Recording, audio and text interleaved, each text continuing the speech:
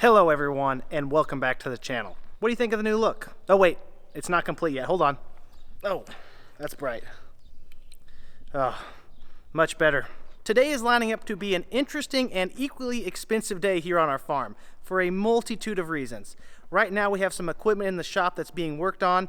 I believe it's going to be done this morning, and I do need to bring it home. So we are going to bolt into town real quick, check and see if that's done. If it is, we need to bring it home bright and early before our nice and friendly sunlight turns all of our oil roads into molten lava. There's nothing like the sound of picking up a million rocks and covering your tractor with road oil on the way home, so we have to do it in the morning. Before we get too far along though, make sure you hit that like button. It helps me and the channel out a ton. I am still gathering opinions on whether or not our 460 horsepower four-wheel drive tractor will have enough under the hood to pull this 9-shank inline ripper at least 12 inches deep. At first glance, it doesn't really appear like much, but I think it'll pull harder than any other piece of iron on our farm, especially if it's deep in the ground. We do need to find a solution to that. Worst case scenario though, I guess we run it as a 5-shank with both the outside twos folded up. I just spotted something at the John Deere dealership that I think might work. A John Deere 9620R. About 30% more tractor than our 9460R and 8 years newer. Do you think that would pull that ripper a little bit better? It is certainly a nice machine, but they sure are proud of their equipment. John Deere knows how to price them. Maybe if we're really convincing, we can talk the boss into trading for that. I think that's just wishful thinking though. I'd love to run that for a day, or a week, or even a season. I don't think I could even afford the tracks, let alone the whole tractor. They got a lot of combines in the shop getting them ready for harvest season, just around the corner. And there is our ride right there, ready to go home. It was in here getting new True V openers put on. The old ones were about 8 seasons old. They were starting to warp a little bit, get worn down. And we figured they'd be a little bit more efficient at doing it than us. So, 32 new sets of True V openers later, it's like a third of a way to a new planter.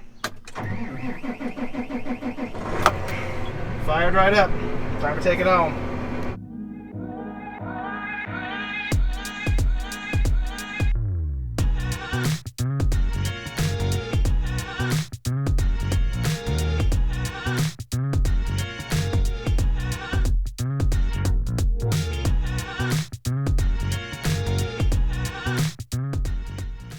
That was a fun little drive down the road. You get a pretty good view of the crop from up in a tractor cab this time of year. Sometimes that's good, sometimes you'd rather just not see your crop at all. We've got a little bit of both out here. Now we're going to be doing a little bit of an equipment shuffle. We're going to be parking the soybean planter and a tractor back in the corner. We're going to leave them attached because really that's all that 8285R does is plant. No reason to go through the headaches next spring of rehooking it up. It's going to go in that far back corner. We're going to have to move these tractors out, and one of these pieces of equipment is actually scheduled to leave here in some indeterminate date in the future, possibly the 9670. Things must be pretty crazy in the manufacturing industry. They delayed its replacement by 3 weeks. It was supposed to be here last week, and now we're looking at the beginning of August. Hopefully it's here before harvest. Okay, let's get some of this stuff moved out. You can do some real good crop scouting from this. Hopefully it starts. Screen's lit up, that's a good sign. Fire up. No problem at all. Well, let's do some shuffling. The combine is bar none the worst thing to back out of the barn.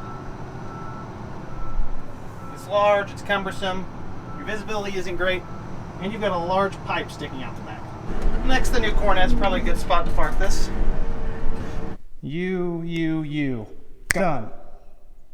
Uh-oh. Someone better call the software engineer. I think the program's messed up.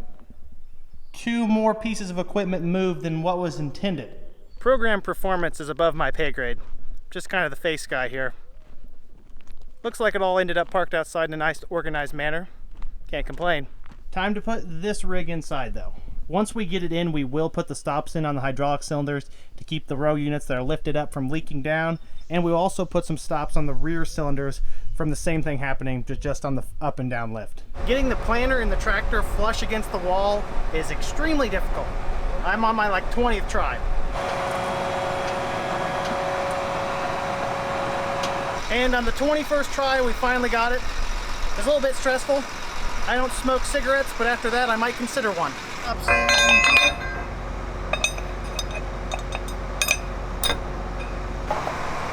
Split row stops are in. Good to go. Well, we can forget about this tractor for another year. Since we have the planter in now, we can start rearranging everything, putting it back in the barn. I want to put the combine against the north wall, but whoever's in charge here didn't have the foresight to not park it in with the rest of the tractor. So Jeff and I are going to move the 9460R and the 8310R. Then we're going to pull the combine in the barn. I need to start getting my ladder work in for this fall. Combine's a good place to train. There's going to be a lot of grain bins.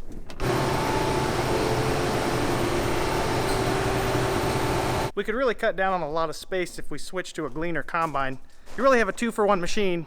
Harvest your crops, plant your new crop. They don't call them the silver seeders for nothing.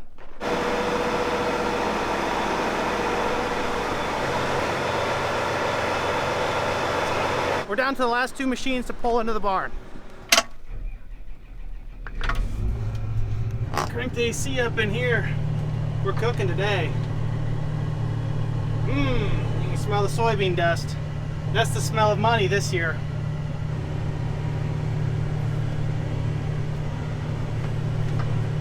The last piece of our jigsaw puzzle.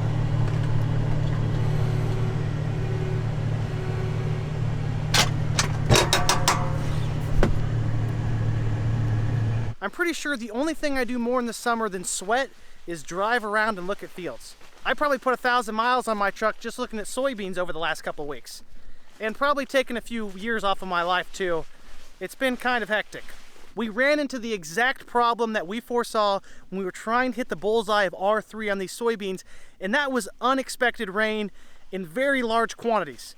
Enough rain to keep us out of the field for 10 to 14 days, which is not ideal when you're trying to hit R3 because R3 usually only lasts 10 to 14 days. In the last video, which was shot over 2 weeks ago, we took a look at this field of soybeans right here, a 3.7 XtendFlex bean, and they weren't quite ready to be sprayed. They were right on the cusp of R3. Well, we really screwed the pooch on that one because we were waiting to get the rogator across them. We're gonna wait a couple days, and in that short couple of days, we got 3 to 4 inches of rain, about 75 to 100 millimeters for you crazy European folk. It was not expected and not ideal. Now we thought we had a solution. Nutrien did have a helicopter service in the area. We called them in about 10 days ago. We saw the rain come in. We said, hey, we need to get this on the book and be first on the list to get our field sprayed before anyone else. As you could say, that didn't quite pan out as expected. I've been a little bit disappointed with the helicopter service. We scheduled it about 9 or 10 days ago. We were told that they were gonna be there within 4 or 5 days. That time period came, they never showed up, then it was going to be a couple days later, then the helicopter broke down, then the helicopter needs service, then the helicopter had to go somewhere else, and all of a sudden here we are with our beans, not only R3, but unfortunately R4.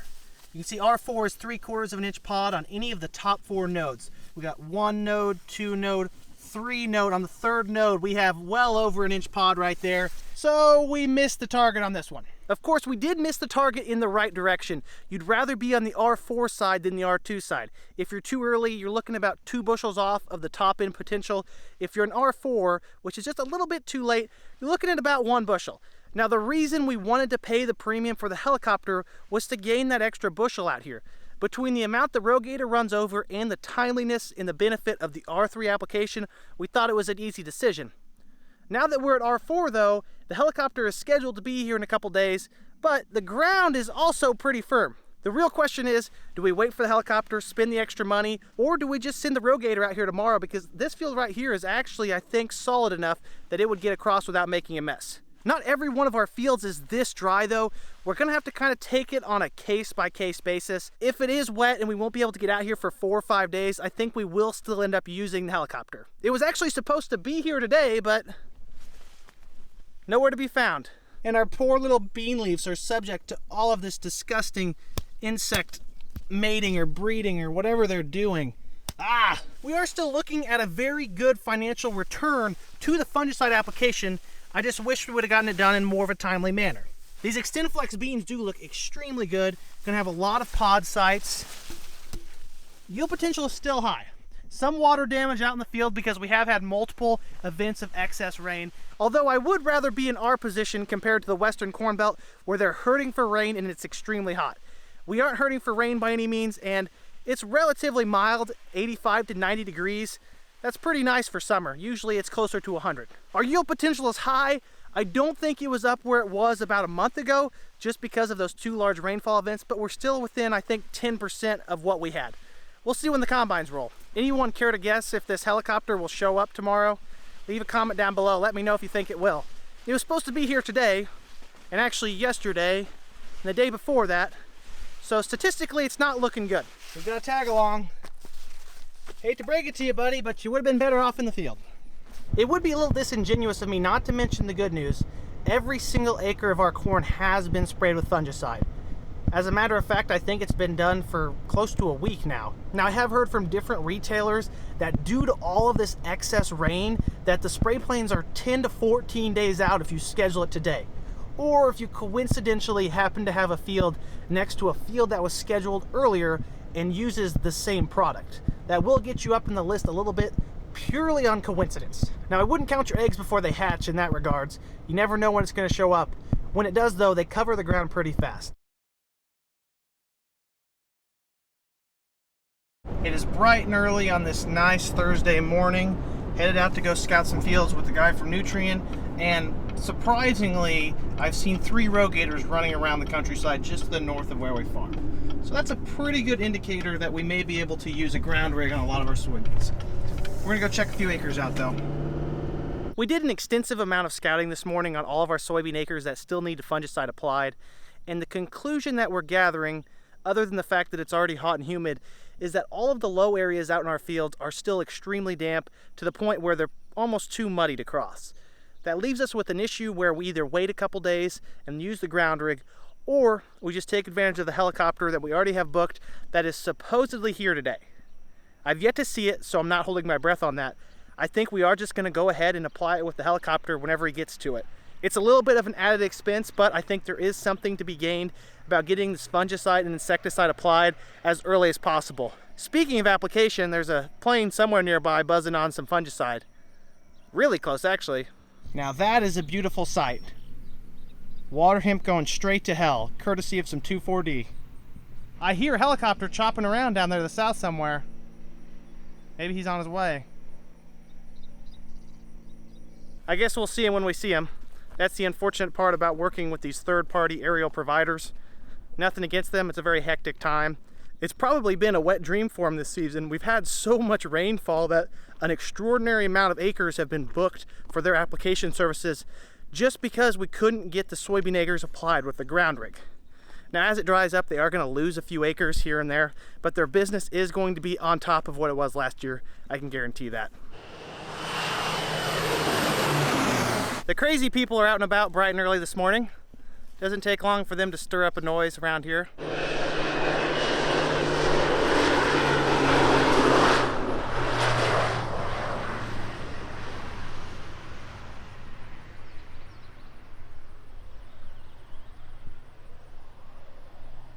You know, a plane makes perfect sense. It's aerodynamic, it has lift, it just needs propelled forward. The helicopter, though, doesn't really seem like that logical of a piece of equipment. It's like a refrigerator with 2 blades strapped to it, one to lift it in the air and another one to keep it from spinning uncontrollably.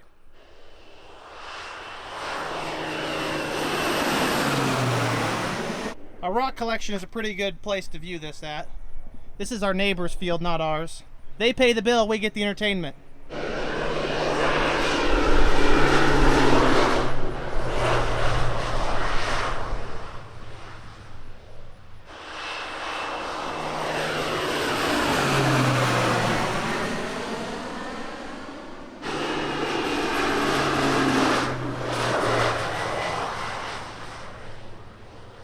I can definitely smell the insecticide, so I'm gonna leave. I don't think I should hang around here for too long. I don't want to get crop dusted.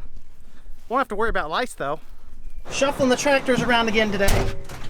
I parked them in the wrong order. This 4-wheel drive needs to be in the middle, and that one needs to be against the north wall. The reason being is that it has a full tank of fuel, and that combine has a full tank of fuel. And let's just say that they're not going to be on the farm much longer. And we probably don't want to send 350 gallons of diesel fuel to the dealership because they're not going to give us that much in return. Just a quick little switcheroo. If Dad can make up his mind. Tight fit. To the naked eye, it's not going to look like anything changed in here. Fuel tank for this tractor is right there. Fuel tank for the combine is right behind that panel. Should be easy work for the fuel man. At home on my lunch break, and I got a new camera lens. Let's see how it looks. This is O'Malley on the old lens. And this is O'Malley on the new lens.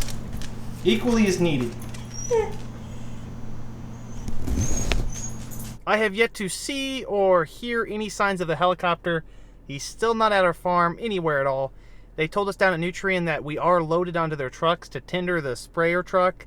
I guess we'll see him when he shows up, if that's today, maybe tomorrow. Hopefully it's today though. I'll keep in touch with you guys. Next time we tune in, there should be a helicopter in the sky. I just climbed up on top of one of our bins at our white shed bin site, because there is a white shed here, as the name implies, just to kind of see what we're dealing with out here in terms of water damage from all of this rainfall. The corn crop actually looks relatively good.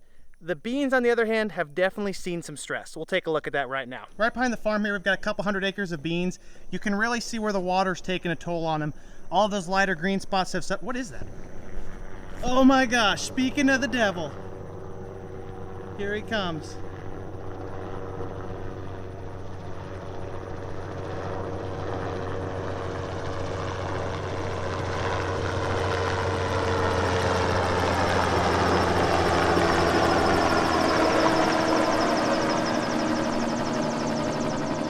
I want the record to note that that was purely coincidence. I had no idea he was coming here right now. I was actually up here to check out our crop a little bit and see all this smog or haze from the wildfires out west. Or at least that's what they're telling us is causing it. It's pretty impressive though to see all this. The helicopter is wrapping around the farm right now. I think he's gonna get to work. Trying to decide where he's gonna start.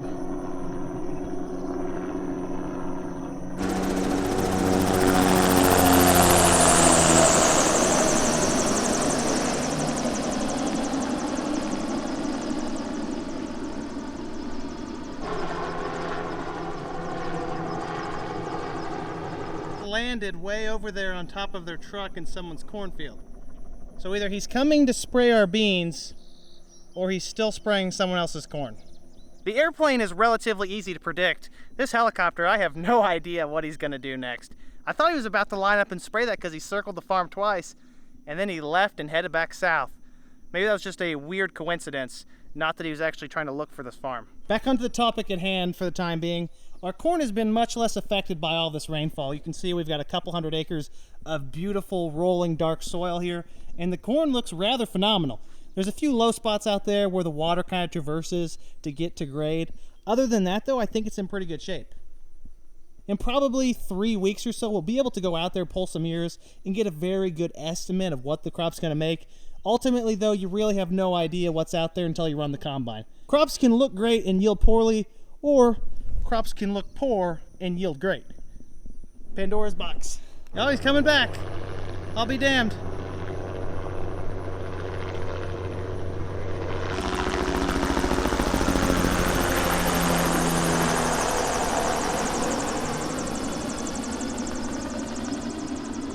The downforce from his propellers actually just shook the bin. That is one advantage of the helicopter versus the plane. All of that propulsion they're putting downward will drive that product into the canopy. The plane has some degree of this. Off of the back wings, it directs it down a little bit, but the helicopter is putting a lot of power downwards. He's lining up right now to start spraying. Let's go take a look.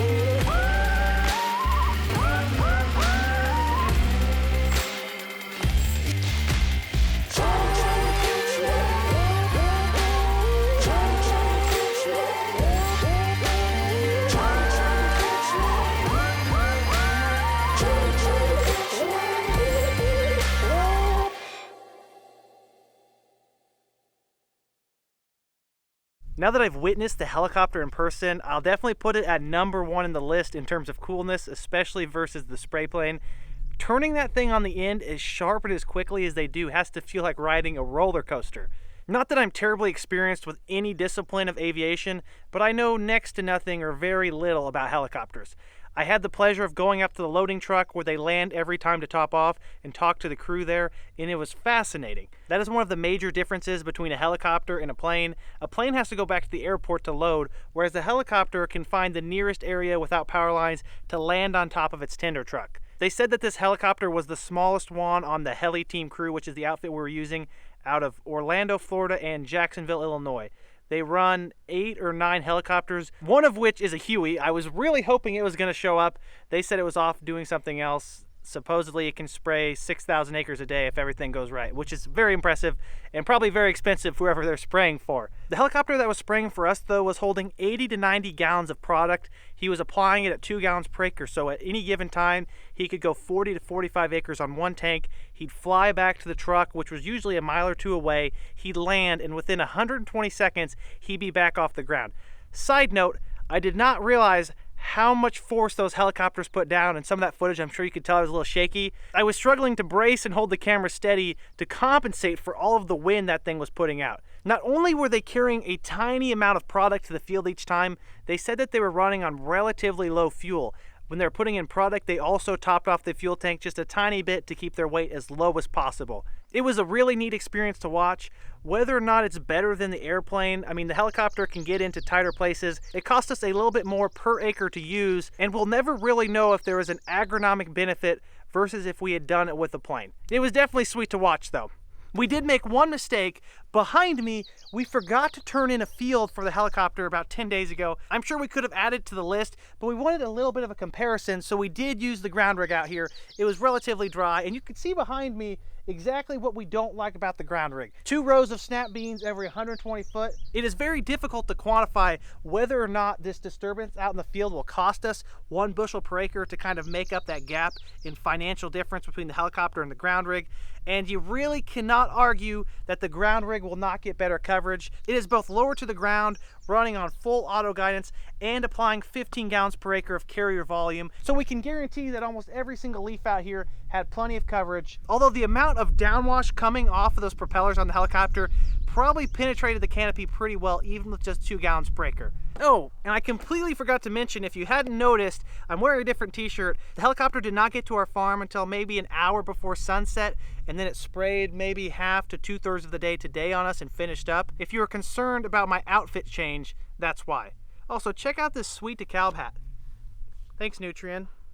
The helicopter was definitely the peak of our excitement for the day, though I do have some good news. Our semi, which we took down to Rush Truck Centers about a week ago, is done. It was the 9200 that I drive with the automatic transmission that was constantly acting up. They said they fixed it. I'm not going to hold my breath on that one because it has had problem after problem after problem. I think you'd call it a lemon. To be frank, we took it down to Rush Truck Centers in Effingham versus our local mechanic because he was struggling to fix the problem. Nothing against our local mechanic, but he does not see the volume of automatic transmissions that this massive truck store down in Effingham does. I think they had like 27 service bays, so a pretty impressive outfit. I do think they span across the United States. I'm sure if you're familiar with trucks, you know Rush Truck Centers. And unless you're there for truck sales, it's never good if you're there. Dad's gonna taxi me down real quick, and I'm gonna bring this truck home. Fingers crossed. I'm just on the north side of Effingham as we speak, so I haven't really driven that many miles. So far, this 10-speed's running relatively smooth, no complaints, other than the fact that there's no air conditioning in this truck. Obviously, the boss's priorities were only keeping the truck running down the road, not operator comfort and convenience. I'm not going to complain much because usually it's not 90 degrees outside and humid when I'm driving. Right now, I don't have the windows down purely because I'm filming. Once this camera's off, though, I can assure you that I will put it back down. And it looks like it's ready to be done because it's drifting away on me. All right, we're back in center. The one thing I will say, Rush Truck Centers, where this was being serviced at, is a very big chain of truck dealerships. Some of you in the Midwest may be familiar with them, and even in the southern side of the country. The big problem that they're running into, like most other industries, from talking with the service tech, is that they cannot get parts in. These shortages of supplies and parts from the manufacturers are good for no one. Service companies cannot get these trucks fixed and back on the road, so they can't complete their job efficiently. and the customers of those companies cannot keep these trucks rolling long enough to do their job and haul their freight, which in turn slows down the manufacturers of other industries. We really have a full circle problem here in the U.S. and really across the country, a combination of issues with COVID, unemployment, and some longer term supply problems across the world. Here's a tractor and planter. Gotta make sure we throw them a wave. Gotta be friendly around here. We are seeing this on our own farm, from the price and supply of replacement parts for our tractors to the delay in production of new equipment. We have a combine on order and they've already pushed it back 3 weeks, so we're kind of waiting to see when it's going to show up. It was scheduled for early July, now it's early August. If it gets pushed back into early September, we may not have it for harvest. The one thing that we will never do though is let a piece of equipment go before we have the replacement. Of course, we'd like to have this brand new combine for harvest, but we do not count our eggs before they hatch. Meaning that we won't let the 9670 go until the new S-Series combine shows up. I can't keep this conversation going on any longer. It is blistering hot here in this truck. We're gonna put the windows down and enjoy our ride. Woo! That's nice. Someone's spending some money on some tile. It ain't cheap right now. They must take Fridays off.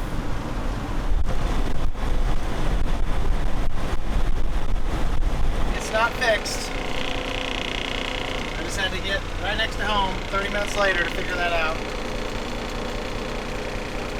I'm starting to think maybe somewhere like down in Louisiana or something, someone has a voodoo doll of this truck and just every now and then they mess with the transmission.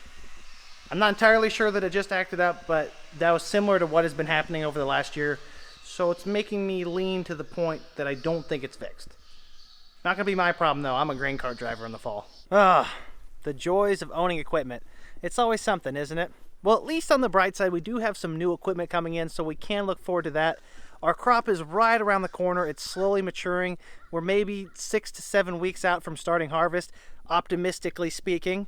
We are definitely going to have some entertaining and informative content in the pipeline. So make sure you hit that subscribe button, like the video if you enjoyed it, and as always, comment down below if you have any questions. Thank you all for tuning in. Peace!